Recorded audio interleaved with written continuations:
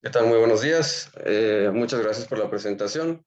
Y pues bueno, como comentaba el doctor Eric, pues hoy vamos a iniciar con el tema de insuficiencia cardíaca como parte inicial del ABC de la medicina interna.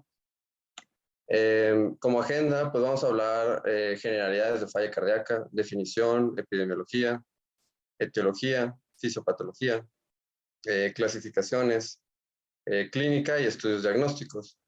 Dividí la clase en insuficiencia cardíaca crónica y descompensada, siendo insuficiencia cardíaca crónica hablando del abordaje, su tratamiento según si es una falla con FEBI reducida o FEBI preservada, eh, y descompensado el abordaje diagnóstico, su tratamiento y cómo egresarlos para optimizar y darles un seguimiento.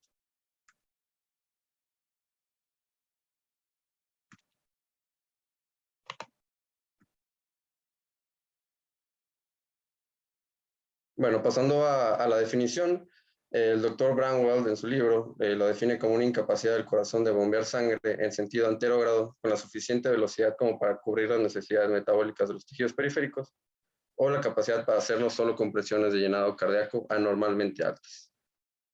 Eh, entonces, la realidad es que hay múltiples definiciones. Vamos a ver que pues está el Harris, está el del doctor Guadalajara. Eh, Sin embargo, son definiciones más fisiopatológicas y bastante heterogéneas en donde los encontremos. De manera que se juntan estas tres sociedades que podemos ver en pantalla y deciden generar una definición universal. Esta definición universal se crea, eh, este statement aparece el año pasado, y por esto mismo, las definiciones son muy heterogéneas y los ensayos clínicos pues a veces terminan siendo difíciles de interpretar, de manera que aparece esta definición universal para estandarizar la definición.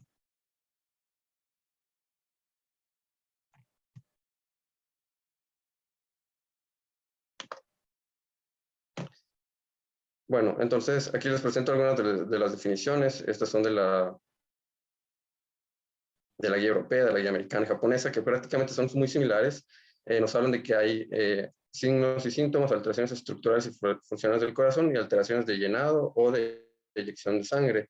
Sin embargo, se dan cuenta que pues no están, sí son ligeramente heterogéneas, de manera que estas sociedades nos dicen que tiene que haber tres aspectos clave para hacer el diagnóstico de falla cardíaca. Tiene que haber signos y síntomas, alteraciones estructurales o funcionales del corazón y que tenga una evidencia objetiva de congestión.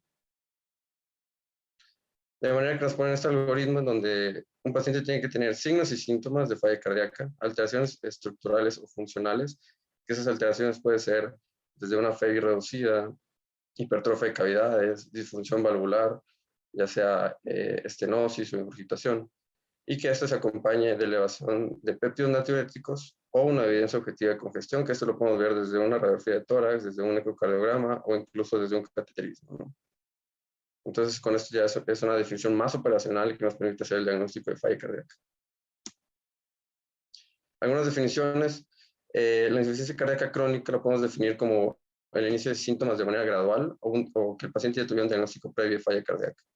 La insuficiencia cardíaca aguda es un paciente que se presenta de nuevo por primera vez o que presenta un deterioro abrupto de la falla cardíaca.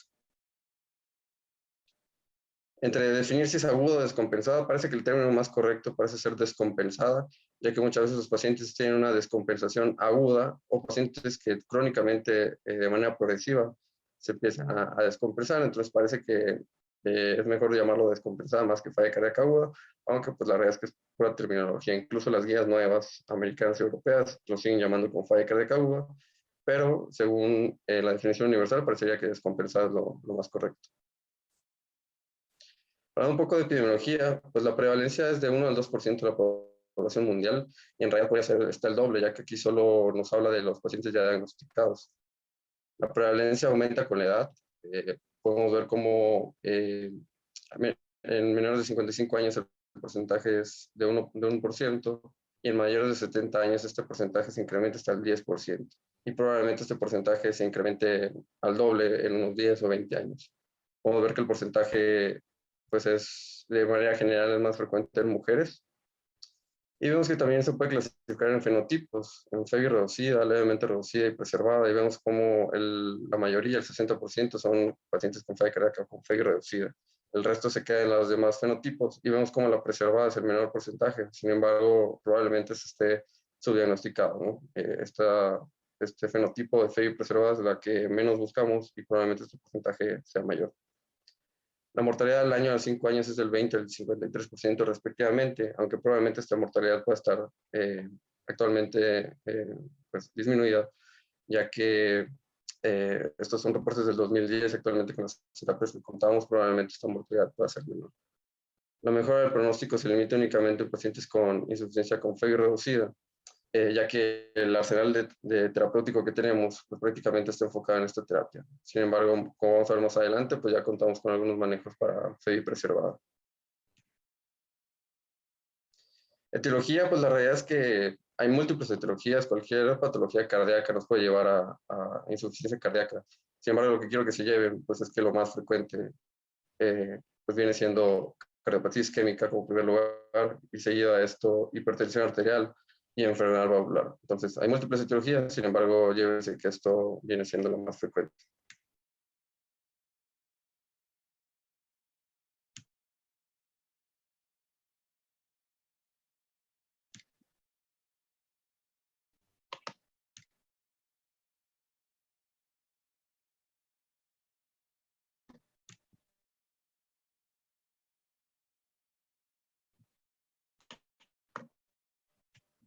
Okay, ahorita nada más tenemos un poquito de problemas para continuar con la presentación.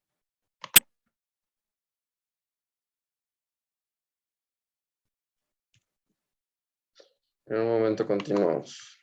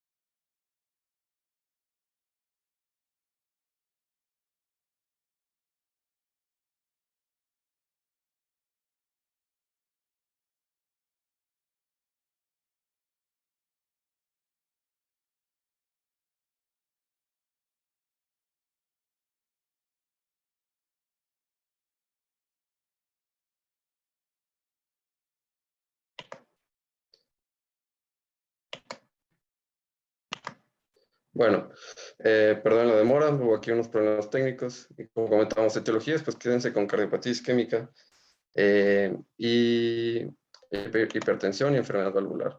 ¿Okay?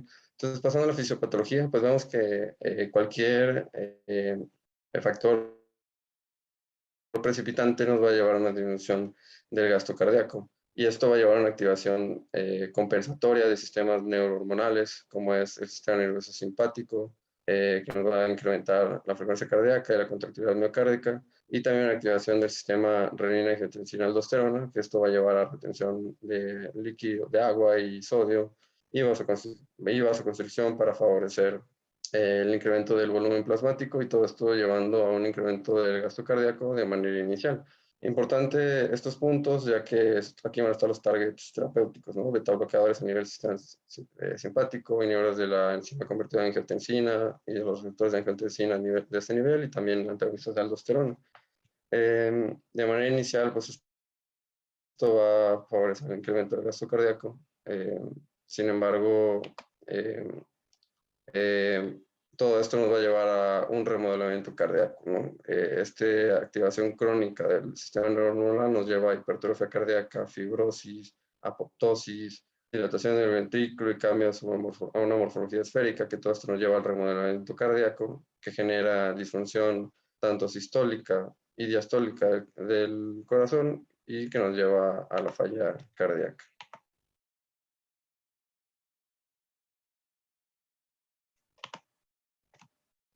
Vamos a ver que hay una clasificación según la fracción de eyección. Podemos clasificarlo según si tienen FEBI reducida, debajo del 40%, FEBI levemente reducida entre el 41 y el 49%, preservada arriba del 50%. Eso es muy importante porque un paciente con clínica de falla cardíaca, a pesar de que tenga una FEBI normal, puede tener falla cardíaca, ¿no? Y son pacientes que desarrollan disfunción diastólica. Hay que quedarnos con ese término, disfunción diastólica, pacientes con FEBI preservada. Y tenemos la clasificación de FEBI mejorada, que son pacientes que tienen una FEBI debajo del 40%, pero que mejoran posteriormente en un porcentaje mayor de 10%, o que llegan a tener una FEBI arriba del 40%. Esta clasificación de FEBI mejorada pues es un fenotipo que ya se ha estudiado bastante y se ve que es un fenotipo con características distintas, ya que pues, son pacientes que hay que continuar el manejo médico. Bueno, este estudio, falla cardíaca con miocardiopatía dilatada con FEBI mejorada, se divide en dos grupos, en donde pacientes en los cuales se les retira el tratamiento en línea roja y en línea azul se les continúa el tratamiento médico. Y vemos cómo a los que se les retira el tratamiento, la mortalidad incrementa, ¿no? Los eventos cardiovasculares pues se incrementan de manera evidente. Entonces, lo que nos quiere decir esto es que una FEBI mejorada no quiere decir que hay que retirarles el manejo a pesar de que hayan mejorado, sino que hay que continuarles la terapia médica. Vemos este gráfico bastante interesante. Vemos cómo habíamos dicho que es más frecuente de manera general en mujeres, sin embargo, va a depender del fenotipo de falla cardíaca. Vemos que los pacientes con FEBI reducida son más frecuentes hombres y con mayor frecuencia tienen cardiopatía isquémica. Y pacientes con FEBI preservada son más frecuentes mujeres, adultos mayores, pacientes más comórbidos con hipertensión, diabetes, enfermedad renal crónica, obesidad y fibrilación auricular. Y vemos como los pacientes con fiebre levemente reducida pues quedan en un rango medio. ¿Okay? Esta clasificación de la CCAJ nos habla de la historia natural de la enfermedad, ¿no? Nos habla de pacientes en un estadio A, son pacientes con factores de riesgo para falla cardíaca, y son pacientes que tienen diabetes, obesidad, hipertensión, factores de riesgo, ¿no? Pero sin tener alteraciones estructurales en el corazón ni síntomas. Un estadio B son pacientes con prefalla cardíaca, que son pacientes que tienen alteraciones estructurales en el corazón, como FEBI disminuida, hipertrofia de cavidades, alteraciones valvulares, incluso elevación de péptidos natriuréticos, sin embargo, sin síntomas. Y un estadio C son pacientes con falla cardíaca que tienen signos y síntomas de falla cardíaca y alteraciones estructurales, de manera que esto ya cumple con la definición de falla cardíaca. Lo importante aquí es que un paciente en estadio C, a pesar de que ya esté sin síntomas y mejore, no podemos regresar a un estadio B, sino que estos pacientes lo único hasta donde pueden avanzar es en un estadio D. ¿Okay? Que el estadio D pues ya es una falla cardíaca avanzada, que son refractarios al tratamiento, que tienen múltiples hospitalizaciones y que requieren terapias de soporte circulatorio, incluso trasplante cardíaco. Lo importante así es que previamente esta clasificación a todos los clasificaba como falla cardíaca. Sin embargo, aquí nos recalcan que un estadio C viene siendo falla cardíaca y que no podemos regresar a un estadio B. Tenemos clasificaciones clínicas, tenemos la clasificación de la NIHA o New York Heart Association, que nos habla de una clasificación funcional, nos habla de la limitación de la actividad física. Una clase 1 son pacientes sin limitación en la actividad física, hasta un clase 4, que son pacientes con síntomas en reposo. Tenemos una clasificación menos conocida como la clasificación de Everest, que ven a su derecha, que nos habla de pacientes con disnea, ortopnea, incurgitación yugular, estertores, y nos dan un puntaje según la frecuencia de estos. Es muy importante conocer estas dos escalas, ya que estas se utilizan a nivel tanto en la consulta como intrahospitalario, y así clasificamos a los pacientes según su severidad, ¿no? Si tienen una clase 1 o una clase 4, y al final lo que buscamos es que por lo menos un paciente hospitalizado esté con un IJA o un Everest debajo de 2, como vamos a ver más adelante. Entonces, en la clínica vamos a tener síntomas típicos y signos más específicos. Tenemos síntomas típicos desde disnea, ortopnea, disnea paroxística nocturna, signos desde ingurgitación yugular, reflujo hepatobivular, tercer ruido cardíaco. Y llévense estos signos y síntomas, ya que los demás, pues, si bien podemos tener estertores, derrame pleural, taquicardia, etcétera, pues estos lo pueden presentar cualquier patología. Entonces, llevarnos los signos y síntomas típicos de esta enfermedad. De manera que si tengo un paciente con disnea, ¿cómo saber si tiene falla cardíaca? ¿Qué me incrementa la probabilidad?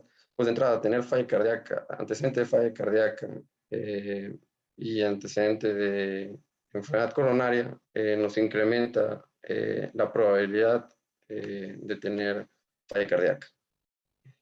En cuanto a los síntomas, pues la disnea paroxística nocturna y la ortoapnea son los que nos dan un mayor valor predictor para falla cardíaca. En cuanto a la exploración física, pues un tercer ruido cardíaco, el reflujo hepatoabdominal y la ingurgitación yugular son los que nos dan mayor valor predictivo. Entonces, siempre buscarlos de manera intencionada en estos pacientes.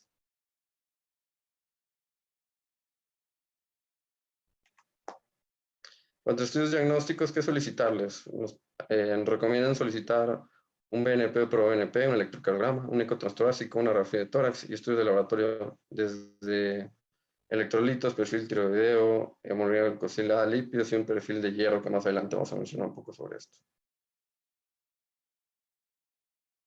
Cuanto a los péptidos natriuréticos, pues ya sabemos que son péptidos que se elevan cuando incrementa el volumen ventricular.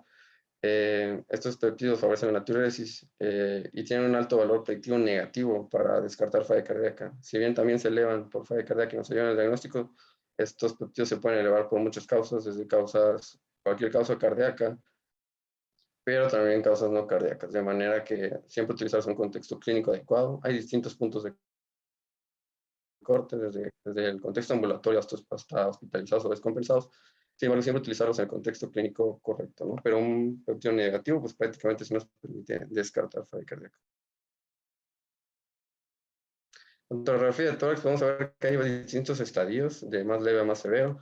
Vemos que en un estadio 1 son pacientes que tienen redistribución, o sea que van a tener cefalización de flujo pulmonar, van a tener cardiomegalia, van a tener incremento del pedículo vascular más de 6 milímetros, hasta un estadio 2 en el cual tienen edema intersticial, que prácticamente es hablar de un infiltrado intersticial en el tercio externo del campo pulmonar, que se le llama líneas B de Kerley. Y en el estadio 3 tenemos el edema clásico, edema agudo pulmonar, en el cual vamos a ver áreas de consolidación, broncoderrama aéreo, que es el clásico alas de mariposa, y con los datos que comentamos previamente. Electrocardiograma, aquí destacar que la mayoría va a tener alguna normalidad en el electrocardiograma, la mayoría pueden ser inespecíficas, sin embargo, más del 90% van a tener un electrocardiograma normal. Aquí podemos ver como en este estudio, más de 600 pacientes, más del 90% tienen un electrocardiograma anormal. Entonces, eso es lo importante. Si tenemos un paciente con disnea y el electro está normal, probablemente no tenga falla cardíaca. Entonces, recordar esto, más del 90%, un electro anormal. Y puede ser la alteración pues, que ustedes quieran.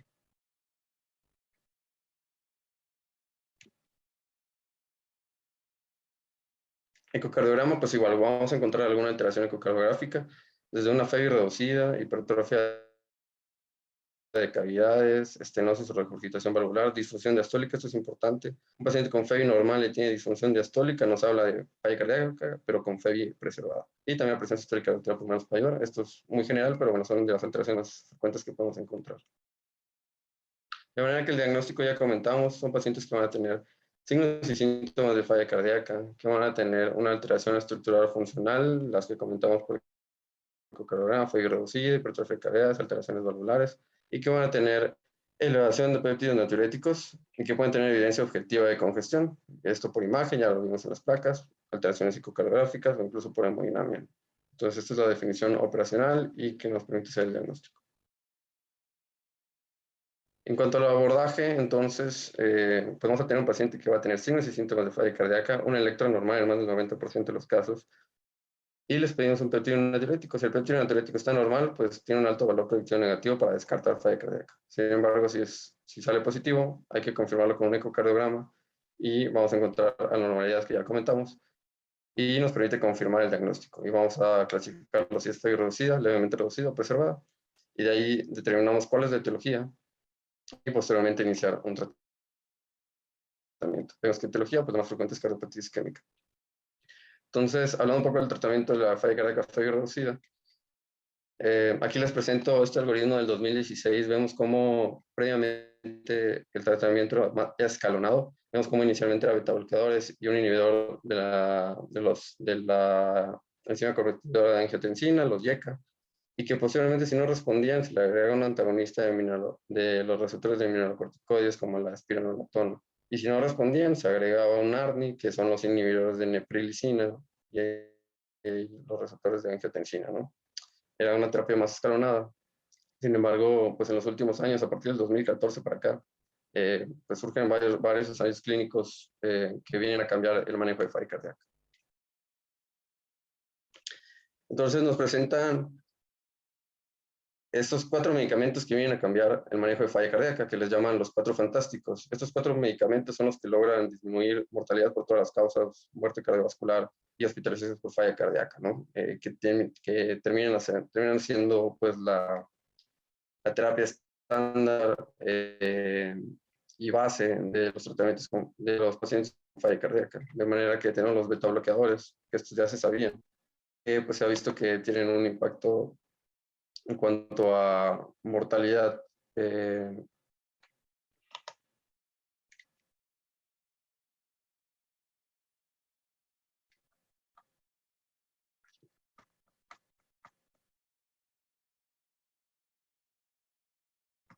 Sí, una disculpa, hay un retraso en las diapositivas. Pero bueno, como les comentaba, en cuanto a...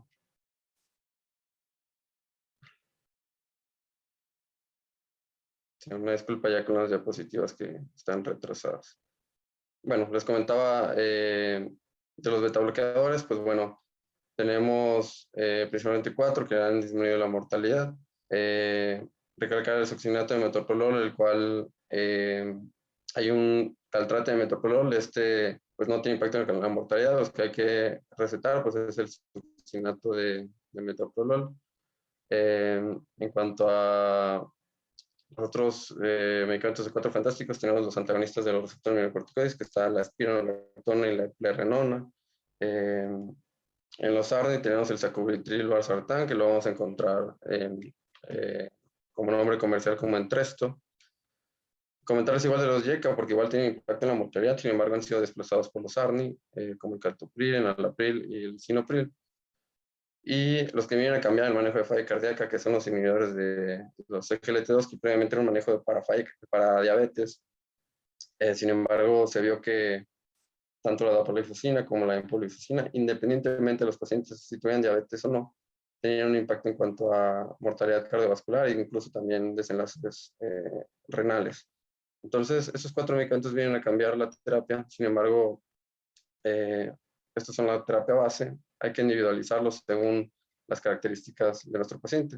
Si el paciente está congestivo, pues le tendré que agregar un diurético. Si el paciente, a pesar de esta terapia, sigue descompensado, hay otras terapias que han surgido, como es el vericiguat, que es un estimulador de la guanilato ciclasa. Entonces es una opción de estos pacientes. Si sigue descompensado, igual está el omecantib, que es un activador de la miocina cardíaca, que favorece la contractibilidad sin generar isquemia, ¿no? Es algo interesante en estos medicamentos. Si el paciente tiene fibración auricular, agregar un anticoagulante. Si tiene bloqueo de rama izquierda y un QR ensanchado, está la terapia de resincronización cardíaca. Si mi paciente tiene una frecuencia cardíaca arriba de 70, a pesar de los betabloqueadores, agregar ibabadina. Si tiene anemia ferropénica, le agregamos carboximatosa férrica, que se ha visto que disminuye hospitalizaciones, no tiene efecto en mortalidad, pero sí en hospitalizaciones. Y si mi paciente no puede pagar un ARNI, pues le puedo agregar un YECA. Si el paciente es afroamericano, le puedo agregar hidralazina. Entonces vemos terapias que han disminuido mortalidad, son esos 4 fantásticos, pero siempre individualizar en base a las características de cada paciente. De manera que este es el algoritmo que previamente conocíamos, que era una terapia escalonada. Sin embargo, podemos ver cómo esta terapia cambia. Y vemos aquí en azul cómo se van agregando las nuevas terapias, los inhibidores de SGLT2, los ARNI, cómo ya se recomienda iniciarlos de manera inicial. Esto no es un algoritmo de guía, pero me gusta cómo en azul pues nos ponen los cambios, ¿no? Vemos como el vericiguat en pacientes descompensados, el omecantib también aquí a la derecha. Entonces, pues estos 4 fantásticos vienen a cambiar la terapia de falla cardíaca. Entonces vemos cómo los cuatro fantásticos vienen siendo la recomendación 1A. Sacubitril y valsartán, que son los ARNI, pues prácticamente nos ponen 1B, pero porque no hay tantos estudios, pero claramente es una recomendación 1A.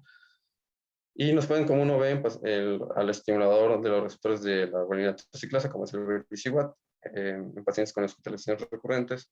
El omecantib, que tiene una recomendación inicial, todavía no nos ponen las guías, ya que no está autorizado por la FDA. Pero bueno, es recordar que pues ya tenemos recomendaciones 1A de estos medicamentos.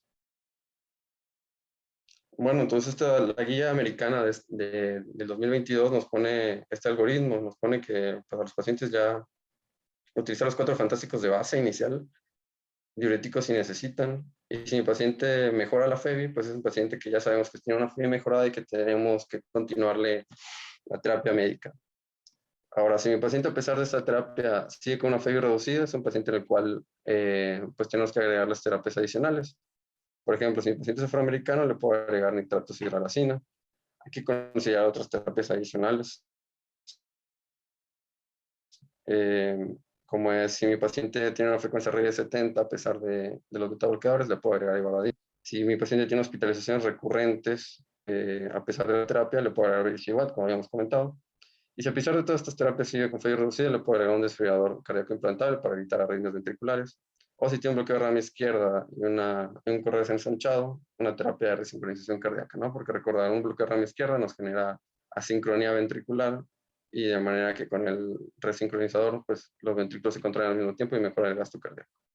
Ahora, si a pesar de todas estas alternativas mi paciente sigue con síntomas, pues es un paciente en estadio D, refractario, y que probablemente va a requerir trasplante cardíaco o incluso medicina paliativa.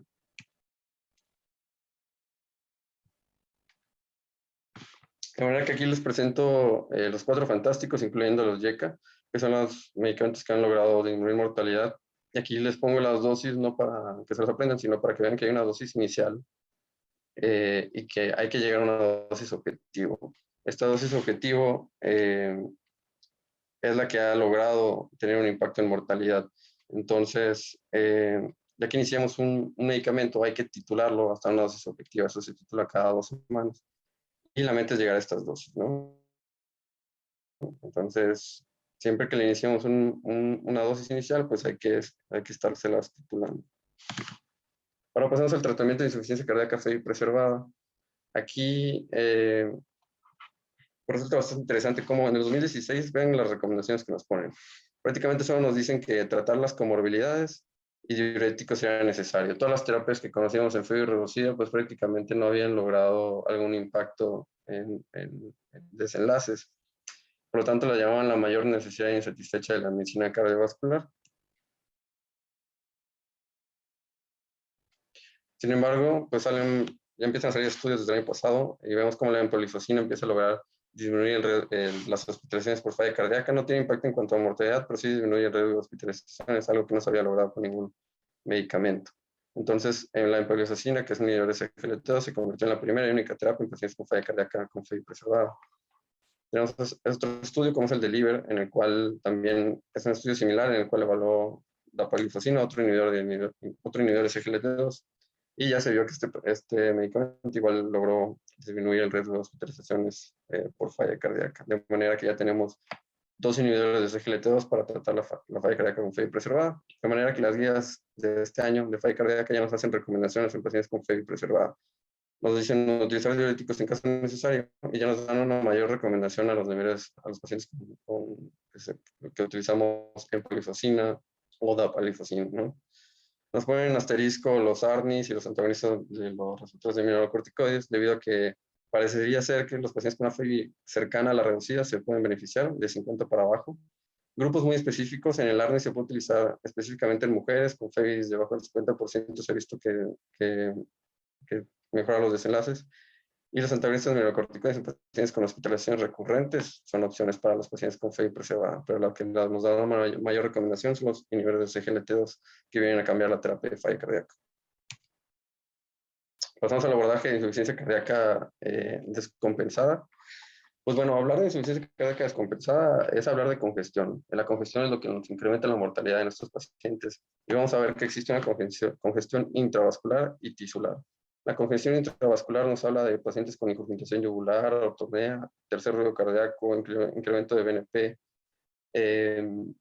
vena cava inferior dilatada, ingurgitación yugular, todo esto lo podemos ver por ultrasonido, ingurgitación también a nivel renal.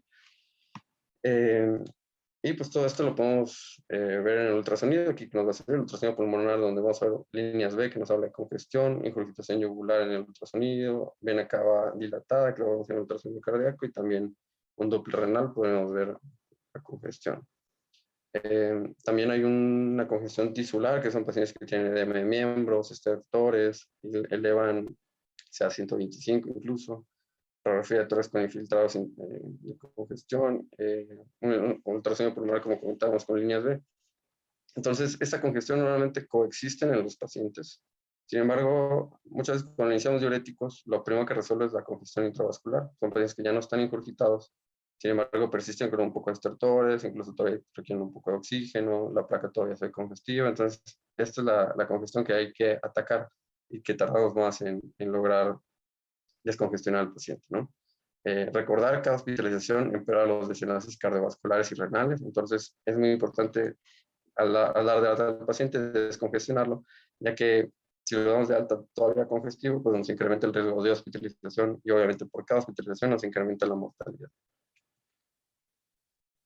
De manera que podemos clasificar a la falla cardíaca descompensada con un perfil hemodinámico y un perfil clínico. Este perfil hemodinámico, a través de un catéter Swan-Ganz, pues podemos ver las presiones en cuña.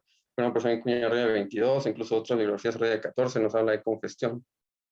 Y un índice cardíaco debajo de 2.2 nos habla de un paciente que está hipoperfundido. Sin embargo, no siempre vamos a tener un catéter Swan-Ganz para poder hacer este perfil hemodinámico. De manera que se crean perfiles clínicos según el grado de congestión y de perfusión, según la clasificación de Stevenson. Entonces, la clasificación de Stevenson nos clasifica en 4 tipos, en 4 perfiles clínicos de los pacientes.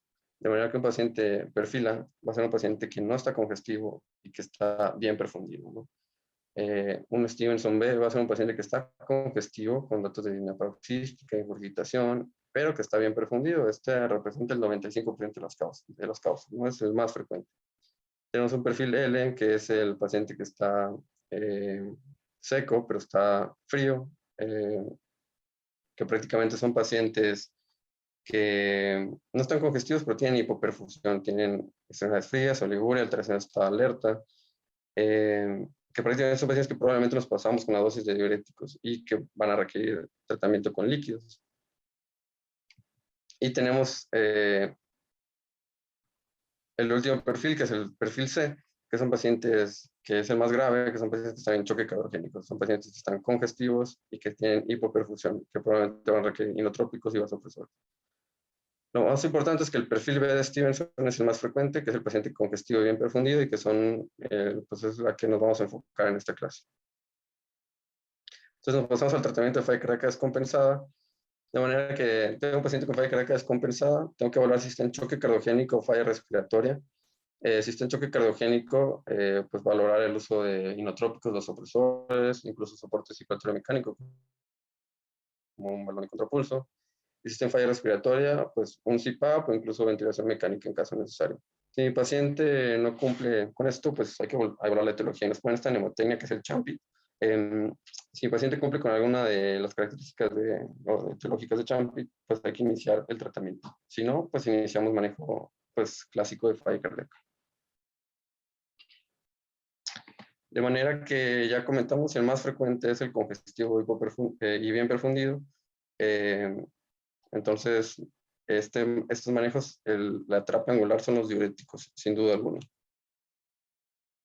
De manera que aquí les presento los diuréticos que tenemos disponibles para el tratamiento de falla cardíaca. Vemos cómo actúan a distintos niveles de la nefrona. Los más frecuentes utilizados pues, son los diuréticos de ASA.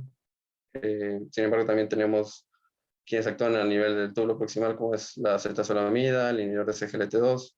En el túbulo distal tenemos las tiazidas, incluso los antagonistas de los receptores de mineralocorticoides. Y a nivel del túbulo colector, los baptanos, ¿no? Sin duda alguna, los más frecuentes son los diuréticos de ASA, segunda línea tiazidas, tercera línea acetazolamida. Importante, muchas veces se hace doble bloqueo secuencial de la nefrona. ¿A qué me refiero con este doble bloqueo secuencial? Es que muchas veces con los diuréticos de ASA se genera una resistencia, ya no hace efecto. Esto debido a que todo el sodio que se empieza a acumular en las nefronas genera una hipertrofia del túbulo distal de la nefrona. Esta hipertrofia, todo el sodio que estábamos eliminando con la furosemida o el diurético de ASA, lo empieza a reabsorber y pues pierde su efecto. De manera que a veces cuando ya no están funcionando los diuréticos de ASA agregamos los tiacidas y con los tiacidas este sodio que se estaba reabsorbiendo pues lo bloqueamos y se logra eliminar. De manera que esta combinación de diuréticos de ASA con tiacidas se le llama doble bloqueo secuencial de la nefrona.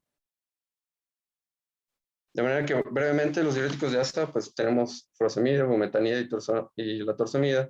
Sin embargo, el más frecuente por disponibilidad, sin duda alguna, es el furosemida. Aquí comentar brevemente, dosis máxima 600 miligramos. No tengan miedo a utilizar dosis baja, mientras no nos pasemos de esta dosis tope. Es importante, la duración del efecto es cada 6-8 horas. Entonces la furosemida lo ideal es utilizarla cada 6 a cada 8 horas. Se puede dejar cada 12. Para un paciente franco de hemagroma pulmonar, pues hay que dejarlo 6-8 horas. Y importante, no hay que dejar furosemide cada 24 horas. Es una mala práctica dejarlo cada 24 horas. La furosemide genera un efecto postdiurético. Este efecto postdiurético es cuando termina el efecto del diurético, como la furosemida, genera una reabsorción de sodio posteriormente, lo cual perpetúa la falla cardíaca. De manera que si nosotros dejamos dosis más frecuentes, cada 6, cada 8 horas, este efecto postdiurético es mucho menor. Entonces, tratar de evitar espaciar tanto las dosis de diuréticos y dejarlas más acortadas. De manera que este es el algoritmo de falla cardíaca descompensada. Lo primero que tenemos que preguntarnos es, ¿mi paciente toma diurético vía oral o no? Si mi paciente ya toma diurético vía oral, tengo que dejarle la misma dosis o duplicarla, esto por vía intravenosa. Si no toma diurético, lo puedo dejar 20-40 miligramos. Y siempre, independientemente de la dosis que dejé, tengo que valorar la respuesta. Valorar la respuesta con un sodio urinario a las 2 horas o con un gasto urinario a las 6 horas. Si mi paciente cumple con las metas que vemos aquí, pues es un paciente al cual le puedo continuar la dosis de diurético. Aquí nos ponen cada 12 horas, pero la realidad es que porque los estudios que se han hecho es cada 12 horas, pero ya vimos que puede ser cada 6 a cada 8 horas. Ahora, si mi paciente no cumple con las metas de sodio urinario a las 2 horas o gasto urinario a las 6 horas, es un paciente al cual le tengo que duplicar la dosis. Si yo le había dejado 40, le tengo que dejar 80. Si le dejo 80, le tengo que dejar 160. Y sin miedo de utilizar dosis altas, ¿ok? Hasta un tope de 600 miligramos. Ahora, evalúo la respuesta con el sodio urinario y gasto urinario. Si respondió, pues es un paciente que le continúa estas dosis. Le vigilo la creatinina y electrolitos. Y si no respondió, es un paciente al cual hay que combinar diuréticos. Ya habíamos dicho, podemos utilizar los tiacidas para el doble bloqueo secuencial de la nefrona o tercera línea de tiacidas. Algo que quiero recalcar, la elevación de la creatinina no necesariamente empeora desenlaces. Las primeras 72 horas es normal que eleven creatinina, es se genera una concentración por pérdida de volumen. Y obviamente hay que correlacionar con clínicas. Si el paciente se está descongestionando y la creatinina está aumentando, probablemente le esté yendo bien. Pero ahora, si el paciente sigue congestivo, está empeorando, y eleva creatinina, probablemente esta elevación de creatinina pues sí sea algo que hay que tomar en cuenta. Sin embargo, si mi paciente evoluciona bien y eleva creatinina, es un factor de buen pronóstico. Entonces tenemos aquí el manejo de falla cardíaca, que lo primero que hay que preguntarnos, ¿mi paciente está congestivo o no? Si mi paciente está congestivo, que es lo más frecuente, y está bien perfundido, pues es un perfil B, ¿no? Que habíamos comentado, un paciente congestivo, bien perfundido, y estos pacientes se manejan con diuréticos y vasodilatadores como nitroglicerina, ¿sale? Es la terapia angular. Ahora, si el paciente está congestivo y está mal perfundido, es un paciente en el cual probablemente pues, requiera inotrópicos y vasopresores. Ahora, si tengo un paciente el cual está seco, no está congestivo y está bien perfundido, pues probablemente nada más hay que ajustar la terapia. Es un paciente el cual está compensado. Ahora, si mi paciente está seco y aparte está mal perfundido, es un paciente que está en choque hipovolémico. Probablemente nos pasamos de la dosis de diuréticos y que hay que iniciarle líquidos y ajustarle los diuréticos que le dejamos. Pero en el 95% de los casos, ya comentábamos, es un paciente congestivo bien perfundido y que se trata con diuréticos y vasodilatados. Pasando a la última parte de la presentación, optimización y titulación. Entonces, yo ya controlé a mi paciente con falla cardíaca descompensada. Ahora, ¿cómo lo voy a dar de alta? Primero nos dicen las guías que hay que descartar signos de congestión antes del alta. Ya vimos que dar a un paciente congestivo previo al alta pues nos incrementa la mortalidad. De manera que siempre hay que evaluar si está congestivo o no. No hay una herramienta como tal que nos permita valorar la congestión, sin embargo hay que combinar herramientas. ¿Qué herramientas vamos a combinar? Pues hay herramientas clínicas como la NIJA y el Everest que ya habíamos comentado, que debe ser una meta abajo de 2. Biomarcadores un BNP. El BNP, si disminuye más del 30% o debajo de estos valores que podemos ver en pantalla, pues nos habla que el paciente se está descongestionando.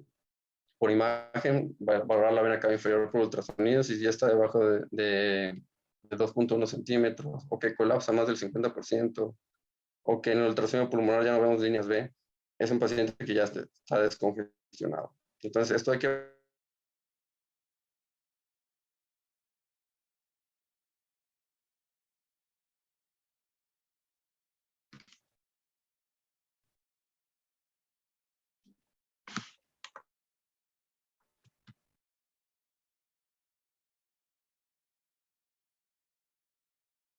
quiero una disculpa que no está avanzando la presentación.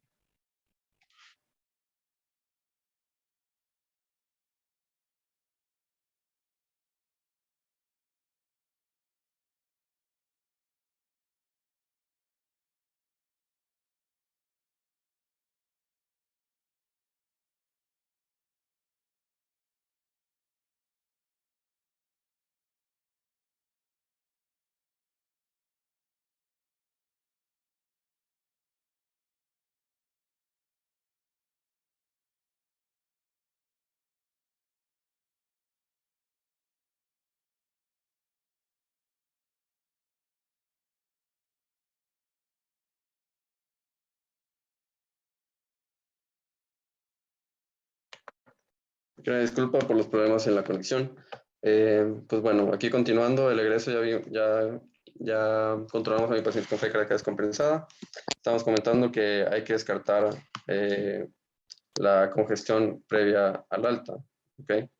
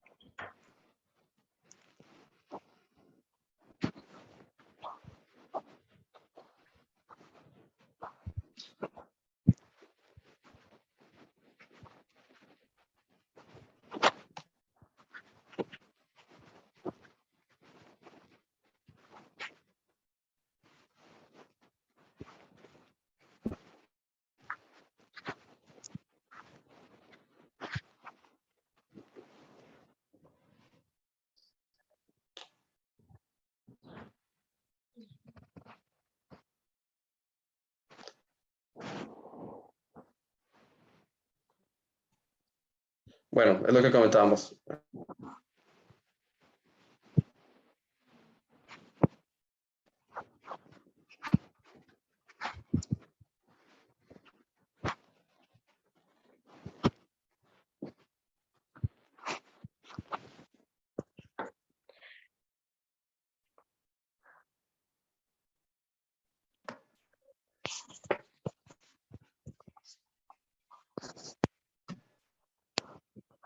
Bueno, una disculpa ahí las conexiones. Pues bueno, en cuanto al egreso, habíamos comentado que hay que descartar signos de congestión previa al alta.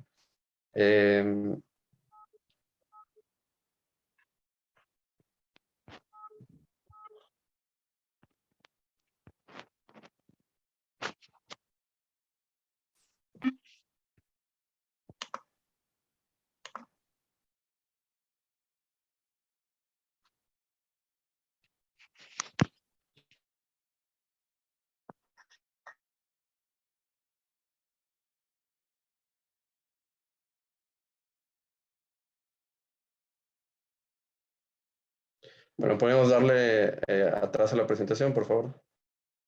Bueno, entonces comentábamos descartar datos de congestión. y posteriormente hay que dar un tratamiento farmacológico vía oral antes del alta y darle un seguimiento temprano, ¿no? Seguimiento temprano en 1 o 2 semanas, ¿sale? Le damos a la siguiente, por favor. Entonces, tengo a mi paciente que ya lo descongestioné. Entonces, tengo que iniciarle terapia médica óptima, los 4 fantásticos. Le cambio a terapia diurética vía oral. Y posteriormente le tengo que dar un seguimiento temprano, ¿no? Ya dijimos a la semana, máximo 2 semanas para titularle la medicación y pues ver si tiene algún efecto adverso a la medicación, ¿ok?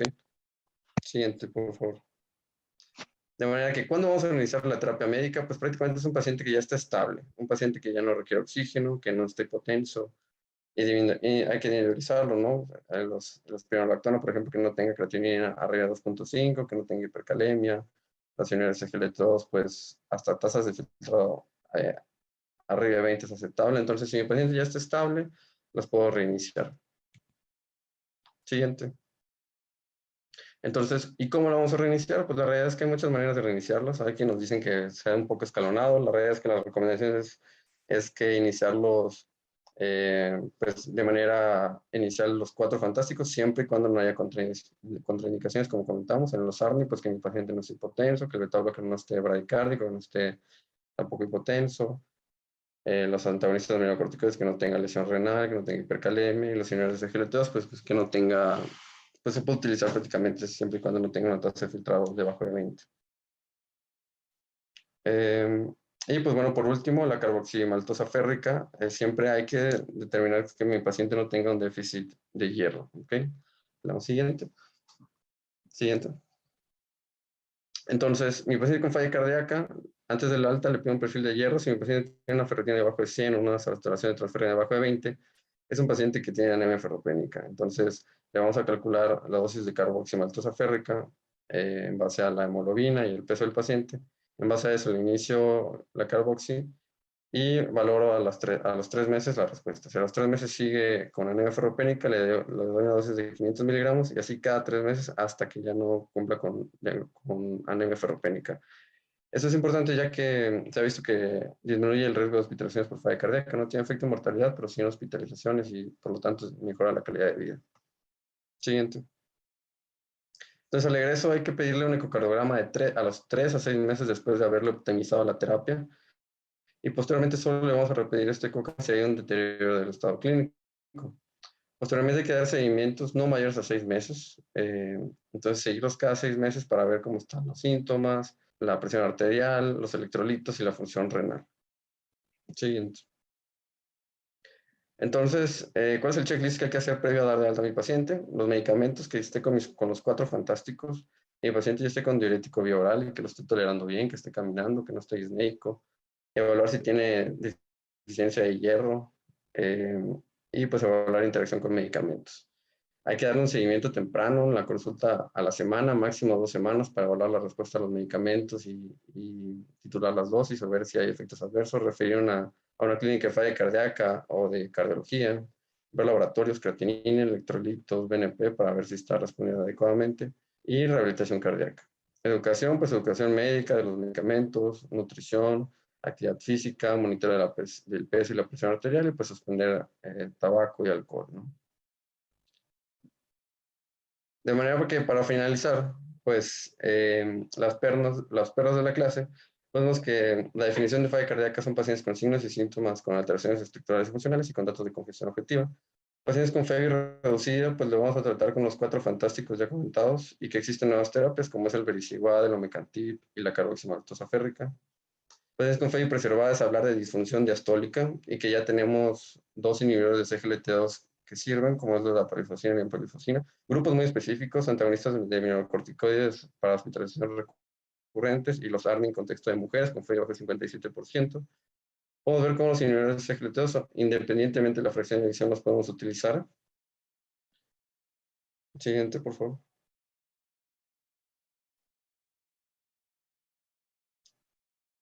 La siguiente. Y pacientes con FEBI mejorada, digamos que es un nuevo fenotipo y son pacientes en los cuales hay que continuar la terapia médica ya que se incrementa la mortalidad. Siempre hay que identificar la etiología de falla cardíaca descompensada a través del CHAMPIT y diuréticos como terapia angular en falla cardíaca descompensada, congestiva, ya lo vimos, y siempre hay que asegurar la descongestión previa al egreso. Esto a través de la clínica, los BNPs y la imagen. Siempre dar un seguimiento temprano, a máximo 2 semanas, y siempre titular la terapia médica óptima hasta las dosis objetivas. Y pues bueno, con esto finalizo la presentación. Si existiera alguna duda o pregunta, pues los puedo resolver a través de pues, esta plataforma, ya sea a través de un correo electrónico. Muchas gracias.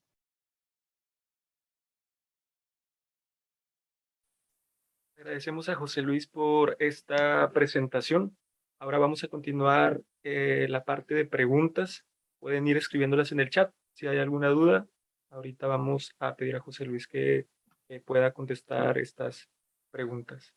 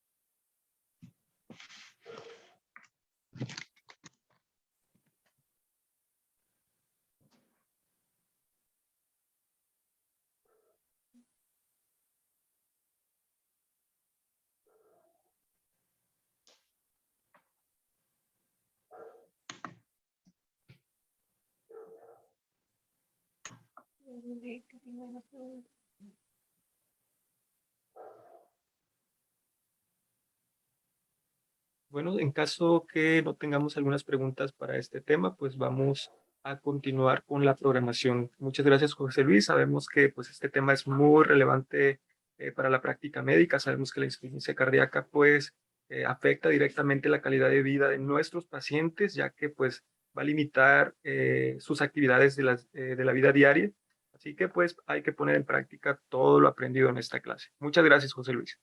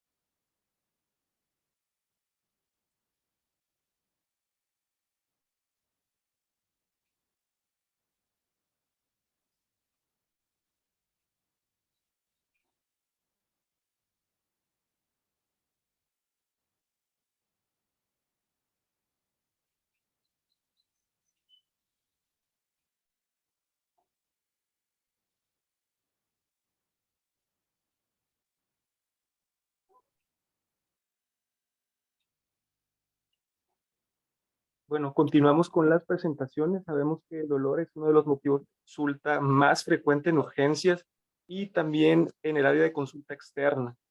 Y qué mejor que la doctora Estefanía Guadarrama Rendón, que es R4 de Medicina Interna de nuestro programa, para hablarnos de este tema que tanto le apasiona.